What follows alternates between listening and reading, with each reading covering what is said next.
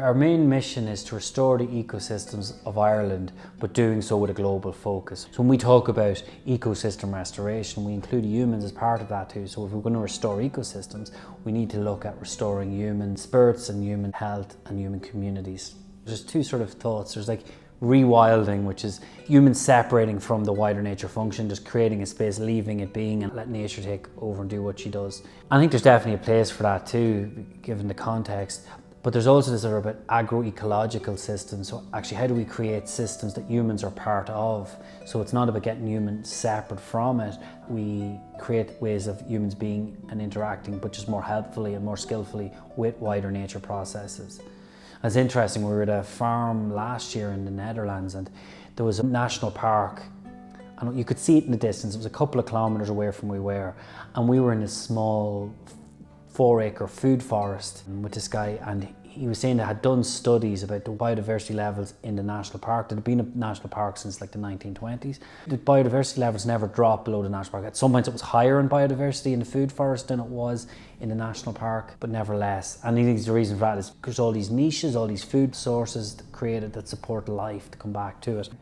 So I would say like one of the most important things I'm doing now for ecosystem restoration is trying to relearn Irish, and something we'd love to do here at Síolta Chroí is like Irish lessons, because in Ireland we think in the coloniser's mind, and that's how we view and we talk about the land.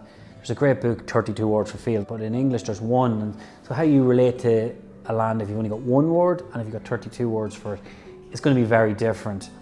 I'm listening to a really good book at the moment, and it's Gabor Mate's new book, and it's called The Myth of Normal, and he looks about just how traumatised and sick our culture is. So he looks at lots of human illness that's related to a lot of trauma. He talks too about like how we bring children into the world, so our medical system too is so mechanical and so traumatising actually in many cases for the mother, for the children, for the families, and so divorced from how nature functions.